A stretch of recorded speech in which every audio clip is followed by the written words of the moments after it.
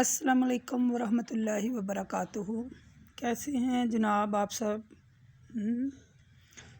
اللہ تبارک و تعالیٰ سے دعا ہے یا اللہ پاک ہم پر اپنی رحمتیں فرما اور ہمیں اپنی حفظ و امان میں رکھ۔ جیسے کہ آپ کو پتہ ہے کہ سورۃ بقرہ جو ہے وہ ہم لوگ پڑھیں، تو آج اسی سلسلے میں آیت نمبر 130 اور 131 اور 132 جو ہے وہ اس کی تلاوت بھی کریں گے اور اس کا ترجمہ اور تفسیر بھی آپ کو پڑھ کے سنائیں گے۔ اللہ سے دعا ہے ہمیں صحیح پڑھنے اور اس پر عمل کرنے کی جو ہے نا وہ توفیق عطا فرمائے، آمین۔ تو چلیں شروع کرتے ہیں۔ وَمَنْ يَرْغَبُ عَنْ مِلَّتِ إِبْرَاهِيمَ إِلَّا مَنْ سَفِهَ نَفْسَهُ وَلَقَدِ اصْطَفَيْنَاهُ فِي الدُّنْيَا وَإِنَّهُ فِي الْآخِرَةِ لَمِنَ الصَّالِحِينَ۔ یہ آیت نمبر 130 تھی۔ آگے وَإِذْ قَالَ لَهُ رَبُّهُ أَسْلِمْ قَالَ أَسْلَمْتُ لِرَبِّ الْعَالَمِينَ۔ وَوَضَّعَ بِهَا إِبْرَاهِيمُ بَيِّنَاتٍ وَيَعْقُوبُ يَا بَنِي إِنَّ اللَّهَ اصْطَفَى لَكُمُ الدِّينَ فَلَا تَمُوتُنَّ إِلَّا وَأَنْتُمْ مُسْلِمُونَ۔ اور ابراہیم کی ملت سے کون بے رغبی کر سکتا ہے سوائے اس شخص کے جس نے اپنے آپ کو بے وقوفی میں مبتلا کر رکھا۔ ابراہیم تو وہ ہیں کہ ہم نے ان کو دنیا میں بھی منتخب کیا تھا اور آخرت میں بھی وہ صالحین میں سے ہوں گے۔ ابراہیم کی تو وہ شخصیت ہے کہ جب ان کے رب نے ان سے کہا اسلام لاؤ تو انہوں نے فوراً ہی کہا میں رب العالمین کے لیے اسلام قبول کرتا ہوں۔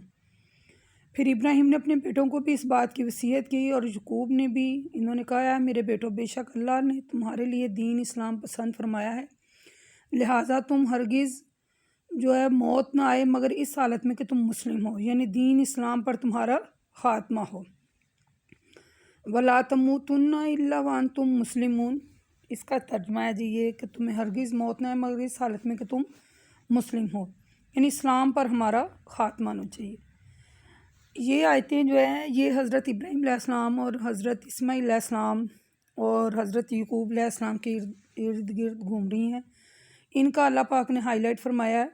کہ یہ جو اہل کتاب تھے اور جو اہل مشرک تھے وہ اپنے آپ کو جو تھا نا حضرت ابراہیم کے دین کی طرف منسوخ کرتے تھے، تو وہ بس منسوخ ہی کرتے تھے، وہ مثلا وہ کام نہیں تھے کرتے جو حضرت ابراہیم علیہ السلام اور حضرت اسماعیل علیہ السلام یا حضرت یعقوب علیہ السلام کہتے تھے، وہ کرتے نہیں تھے، لیکن اپنے آپ کو ان کی طرف منسوخ کرتے تھے۔ تو پھر اللہ پاک نے یہ آیت اتاری کہ یعنی تم اپنے آپ کو اہل کتاب سے کہا کہ تم اپنے آپ کو اہل کتاب اور مشرکین سے کہا کہ تم اپنے آپ کو حضرت ابراہیم کے دین کی طرف منسوخ کرتے ہو، وہ تو مثلا دنیا میں بھی اللہ تعالیٰ نے منتخب کیا اور آخرت میں بھی وہ صالحین میں سے ہیں۔ ایون کہ وہ یہ دعا کر رہے ہیں کہ یا اللہ ہمیں بھی مسلمان رکھنا اور ہمارے ہم میں سے جو آنے والی نسلیں ہیں ان کو بھی مسلمان بنانا، تو تم جو ہے وہ ان کی طرف خود کو منسوخ کر رہے ہو اور کام تمہارے اور طرح کے ہیں۔ تو اس لیے اللہ تعالیٰ نے مثلا حضرت ابراہیم علیہ السلام کا ذکر خصوصی کیا کہ وہ تو خالص اللہ کو ماننے والے تھے، وہ تو مسلم تھے اور مسلم رہنے کی دعائیں کرتے رہے ہیں، بلکہ اپنی اولاد میں سے بھی امت مسلمہ پیدا ہونے کی دعائیں کرتے رہے ہیں۔ اور حضرت اسماعیل جو تھے وہ بھی شریک تھے اس دعا میں، وہ بھی یہ دعائیں کرتے رہے کہ مثلا ہماری اولاد میں جو تھی وہ مسلم ہو، وہ مسلمان ہو، یعنی کہ اللہ کو ایک ماننے والی ہو ہماری اولاد جو ہے۔ جبکہ حضرت اسماعیل کی اولاد میں وہ رسول اس کی امت، یعنی کہ دونوں جو ہیں وہ منسوخ اسی طرح کرتے تھے اہل کتاب اور مشرکین، لیکن وہ کام ویسے نہیں کرتے تھے۔ تو پھر اللہ تعالیٰ نے صاف بتایا کہ حضرت ابراہیم علیہ السلام اور حضرت اسماعیل علیہ السلام کی دعائیں جن کے لیے وہ دعائیں نبیوں یہ دعا کرتے رہے کہ یا اللہ ہمیں بھی اپنا فرما بردار رکھنا اور ہمارے آنے والی جو اولاد ہے انہیں بھی اپنا فرما بردار رکھنا۔ تو جو اہل کتاب اور اہل مشرک ہیں یہ مثلا رسول صلی اللہ علیہ وآلہ وسلم پر ایمان لا کر ثابت کرنا چاہتے کہ باقی وہ دین ابراہیم کے دعوے میں سچے ہیں۔ تو جو ابراہیم علیہ السلام تھے وہ نہ یہودی تھے، نہ عیسائی تھے، نہ مشرک تھے، وہ بس مسلم ہیں، یعنی قرآن کہہ رہا ہے کہ وہ تو بس مسلمان ہیں۔ اللہ تعالیٰ فرماتا ہے سورۃ آل عمران میں کہ ابراہیم نہ تو یہودی تھے نہ عیسائی، وہ تو بس ایک اللہ کو ماننے والے تھے۔ سورۃ آل عمران میں اللہ تعالیٰ فرما رہے ہیں وہ یقیناً مشرکین میں سے بھی نہیں تھے۔ یعنی یہ ثابت ہو گیا کہ ابراہیم علیہ السلام اور اسماعیل علیہ السلام کا دعا جو تھی وہ رسول صلی اللہ علیہ وسلم کے اور کوئی نہیں ہو سکتا، یعنی کہ یہ دعا مانگ رہے ہیں کہ یا اللہ ہمیں بھی مسلمان رکھنا، اور آنے والے یعنی مثلا جو رسول صلی اللہ علیہ وسلم کا لایا ہوا دین ہے در حقیقت دین ابراہیمی ہی ہے نا، تو پھر کیسے بندہ اسے روگردانی کر سکتا ہے؟ یعنی ابراہیم علیہ السلام دنیا میں اللہ تعالیٰ کے منتخب بندے تھے اور آخرت میں بھی نیک لوگوں میں شامل ہیں۔ تو اسلام جب انہیں لانے کے لیے کہا گیا تو وہ فوراً اسلام لے آئے۔ تو یہ جو اہل کتاب ہے اور مشرکین سے کہا کہ جب ان سے اسلام لانے کے لیے کہا جاتا ہے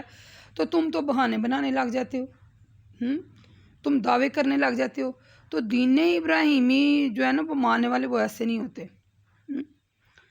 تو مشرکین جو تھے یہ جو اہل کتاب تھے سب سے پہلے مثلا ابراہیم اور حضرت یعقوب علیہ السلام کی اولاد میں تھے نا، اسی طرح مشرکین مکہ جو تھے وہ ابراہیم علیہ السلام کی اولاد میں تھے، ٹھیک ہے۔ اہل کتاب جو ہیں، اہل کتاب سب جو ہیں ابراہیم علیہ السلام اور حضرت یعقوب علیہ السلام کی اولاد ہے نا، اس طرح مشرکین جو مکہ سب یعنی ابراہیم علیہ السلام کی اولاد میں سے تھے۔ اسی لیے اللہ تعالیٰ نے خاص طور پر ان دو نبیوں کی وصیت کا ذکر کیا، لیکن افسوس یہ ہے کہ وہ اپنے آباء و اجداد کے یعنی دین ابراہیم کے ہونے کے باوجود بھی وہ اس پر عمل نہیں تھے کرتے، وہ اسلام پر عمل نہیں تھے کرتے۔ تو نبی تو وہ ہیں جنہوں نے دین اسلام کو پسند کیا اور اپنے آنے والی جو آل اولاد ہے اس کو بھی اسی پر رہنے کی تلقین کی کہ تم ایک الہ کی عبادت کرو، بلکہ انہوں نے کہا کہ تم اسی دین کے پابند رہنا اور تمہیں موت نہ آئے مگر اس حالت میں کہ تم مسلم ہو اور اسلام پر عمل پیرا ہو۔ لیکن افسوس یہ ہے کہ ان لوگوں نے وصیت کی پرواہ نہیں کی اور اس کو پس پشت ڈال دی ہے۔ تو اللہ تعالیٰ نے اس آیت میں حضرت ابراہیم علیہ السلام، حضرت اسماعیل علیہ السلام اور حضرت یعقوب علیہ السلام کا ذکر کر کے اہل کتاب اور مشرکین کو جھنجھوڑا ہے، اچھی طرح انہیں جھنجھوڑا ہے کہ تم دعویٰ تو وہ کر رہے ہو کہ ہم اس پر ہیں لیکن کام تمہارے وہ نہیں ہیں، ٹھیک ہے۔ تو سورۃ آل عمران میں بھی مثلا ایک جگہ اور آیت نمبر 102 میں اللہ تعالیٰ فرماتے ہیں کہ اے ایمان والو اللہ تعالیٰ سے اس طرح ڈرو جیسے کہ ڈرنے کا حق ہے، اور تمہیں ہرگز موت نہ آئے مگر اس حالت میں کہ تم مسلم ہو۔ جب بندہ اسلام کو قبول کر لیتا ہے اور قرآن اور حدیث پر ہی عمل کرے، اسلام پر یعنی عمل کرتے رہیں اس وقت تک کہ آپ کو یعنی کہ جب بھی آپ موت آئے تو آپ مسلم ہوں۔ یہ سارا اس کا لب لباب یہ ہے کہ اللہ پاک نے قرآن پاک نازل کیا ہے اور اس میں انسان کی ہدایت جو ہے وہ جاری و ساری ہے، اور جو بندہ اللہ سے ملاقات کرنا چاہتا ہے اور جو اس کا دل ہے کہ میں اللہ تعالیٰ سے ملاقات کروں تو اس کے لیے اس کو نیک عمل کرنے چاہیے۔ نیک عمل اسی صورت میں ہوں گے جب ہم قرآن پڑھیں گے اور ہمیں پتہ چلے گا کہ اللہ نے جن کاموں کو کرنے کا حکم دیا گیا ہے وہ کام کریں اور جن کاموں کو اللہ تعالیٰ نے منع کیا کرنے سے وہ نہ کریں، اور ان میں سر فہرست جو ہے وہ شرک ہے۔ تو اللہ تعالیٰ سے دعا ہے، اللہ تبارک و تعالیٰ سے خاص دعا ہے کہ میرے پروردگار ہمیں اپنی حفظ و امان میں رکھنا، اور ہمیں بھی اس حالت میں موت آئے کہ ہم بھی مسلمان ہوں، ہم بھی اللہ تعالیٰ کو ماننے والے ہیں، ہم بھی دین اسلام جو اللہ نے ہمارے لیے پسند کیا ہے ہم مسلم ہیں، اور اسی پر ہمیں اللہ تعالیٰ قائم رہنے کی توفیق دے، اور اللہ پاک ہم پر خاص رحمت کرے، اور آپ سمیت مجھے سب کو اپنی حفظ و امان میں رکھے اور صراط مستقیم پر چلنے کی توفیق دے۔ وقولوا قولی ھذا استغفر اللہ۔ السلام علیکم ورحمۃ اللہ وبرکاتہ۔